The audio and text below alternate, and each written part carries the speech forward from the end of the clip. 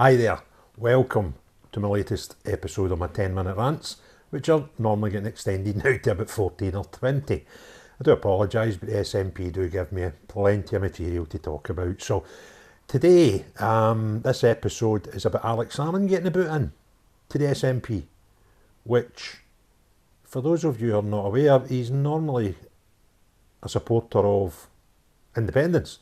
And the fact that he's decided to use the new year to make some sort of tirade speech about the SNP dysfunctionality and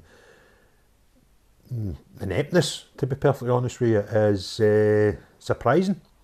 And I suppose those of you out there who are not the same as me politically, who neither support the SNP nor independence, you know, if you decide you don't want to listen to me, I can understand that. But if you don't want to listen to a guy who has spent his whole political life trying to achieve independence for Scotland, then more the fool you.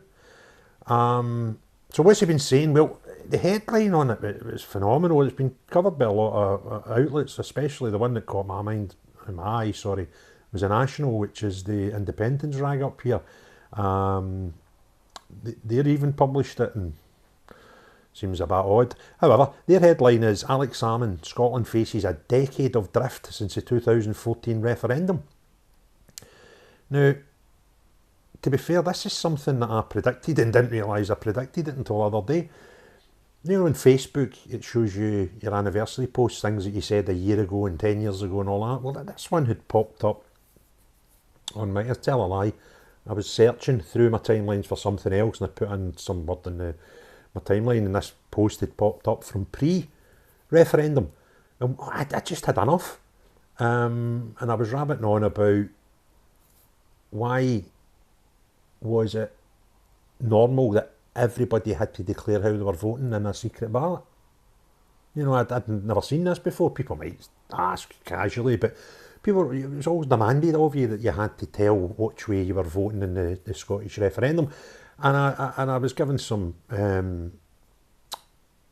observations about the different types of people I've seen pre-referendum and the run-up to that referendum.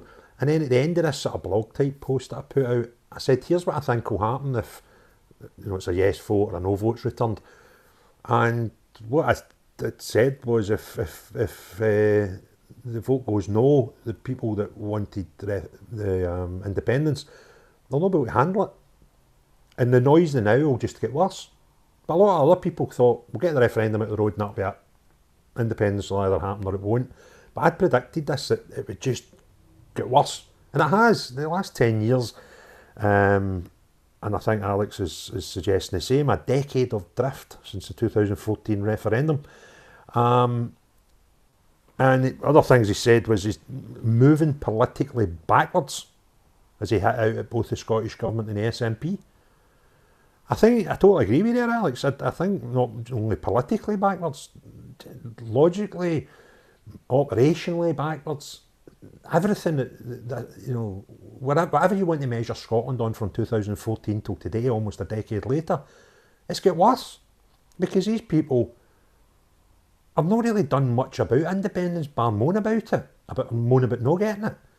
They've not put anything on the table to show anybody how independence would be better, apart from just say it would be, without anything to back it up.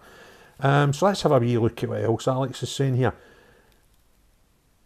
He said that while the foundation for the case for independence had been the competence of government that he had led, this had now been badly eroded under his successors. And again, I'm not a great fan of Alex Salmond, but he was a far better leader of both the SNP and the push for independence than any of the two that followed. I'll give him that. Again, I don't need to agree with his politics to make that statement. Any logical thinking person, and I don't think Alex Salmond, to be fair, was perfect at the job of driving either independence or the SNP. I think he had a lot of things that you could pull him up on. But, and that shows you how bad these two are. Since then, Nicola Sturgeon and Humza have actually been worse. And Sturgeon, to be fair, probably went through a wee roller coaster where she was doing alright for a bit and lost the plot. And although even when she was at her best, I still never liked the woman. But, you've got to be, as an outsider looking in, agree that at times she was leading the party well, and the push for independence looked all right, and then the wheels fell off it as she got a bit blasé. Salmond said, in the aftermath of the independence referendum of a decade ago, a few people would have predicted Scotland moving politically backwards, not forwards. Well, again, I did, but I get what you're saying. And you would have thought, and I would have thought if I was an independence separatist, an SNP supporter, I would have expected my party after 2014 to galvanise and put some real good planning in place, and good reasons. And the reason I say that is, politically, again, I think I've spoken about this before. Sorry, Kush. If you take a normal election in Westminster, you've got folk who will just vote Tory regardless, you've got folk who vote Labour regardless, and then these people in the middle that will swing either way, they're the ones that actually make the governments.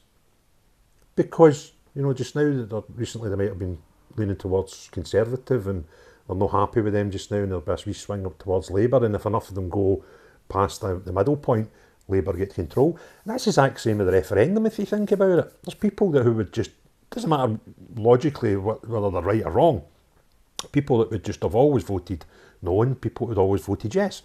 But these people in the middle were the ones that made the no vote win. And I believe it was because they weren't convinced enough by the separatists. They didn't need to be convinced by the unionists, because that was the status quo. That's the easiest thing to vote for. It's more difficult to vote for change, and they had to really be convinced, and the arguments put in front of them in 2014 were neither logical or convincing, and that's why I strongly believe that no won the day. So as if I was an independent supporter, my expectations on the SNP, who were always going to be the drivers in this, would be that they've galvanised, made Scotland as good as possible with the devolved powers that they've got, and then go back to the electorate and say, look, this is what we've done. If we could get these extra powers, we think we could do even better, and sell a referendum. But they've never sold anything. They've just tried to force again, and they've made a complete arse of it. Because these people in the middle, I don't think are stupid. Probably, arguably, more thoughtful at times of big votes, because the people who are entrenched in either yes or no independence, they're never going to listen anyway. It doesn't matter what you tell them, that's their vote. So the ones in this middle bit, they probably think things through a lot more than the 100% unionist or 100% separatist. And nobody in 10 years has done anything to try and convince them. They've tried to force everything. Anyway, back to Alex. Some of the stuff he said was fantastic. However, instead of forging ahead to independence, Scottish politics have been dithering, delayed, and finally dissipated the impotence for progress. It has been a decade of drift and a great detriment to the Scottish people. Isn't that fantastic? He's scunnered, isn't he? Now, again, if I was to say these things, a person who, isn't a supporter of independence, people could easily say, well, he's just rabbiting, he's going to say that anyway. But this is a guy that, for the majority of my life, certainly my adult life, has been one of the main drivers for independence, having a proper pop at them. The bedrock of Scottish government competence, which was the foundation on which support for independence grew, has been badly eroded, while the SNP have given up the ghost of presenting a coherent independence strategy. Kind of get what you're saying there, I disagree with you slightly, because I don't think they ever had a coherent independence strategy. But they had a strategy, and up to 2014, they got what they wanted in far as getting an independence referendum, and then, as I say, the wheels fell off it, and been a bit shit since. So he did say that in the 2026 Holyrood elections, the Alba Party would offer the people a direct opportunity to vote for independence and to propose to the Scottish Parliament a plan to seize the political initiative back from Westminster. Now, this is interesting because not so long ago, Alex's suggestion to get independence was vote for SNP. Google it, you'll find it. It wasn't that long ago he was saying it. And now he seems to be suggesting that Alba are potentially going to be an option, alternative for people, which I think something's happened. And the next thing that he says, I'll maybe give you a suggestion as to what's maybe happened to piss him off. If you want to build a case for independence, you can't allow Scottish medium and large businesses to claim they would be better treated under the Tories in England or even Labour in Wales. Now that points to me that he's probably seen the the budget, and seen right through their nonsense, and seen that it was just always it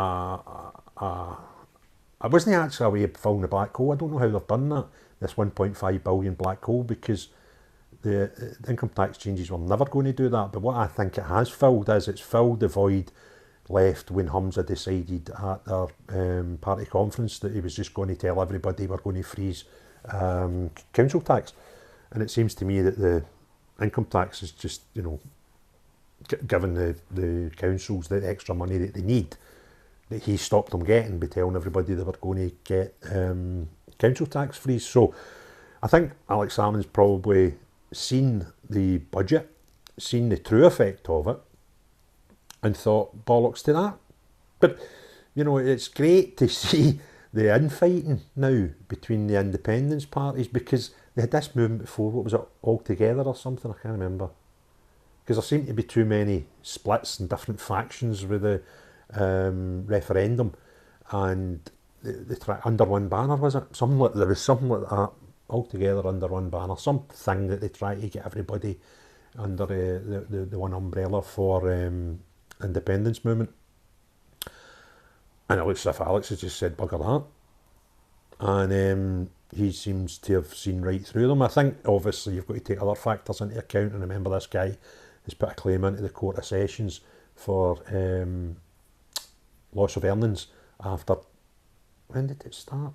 About 6 years ago, when he had a internal complaint about his sexual behaviour, which has went through different courts. Something I'm going to need to come back to about that as well. I'm going to do a podcast just about that. There was some mad things came up with his court case that I just had never been aware of.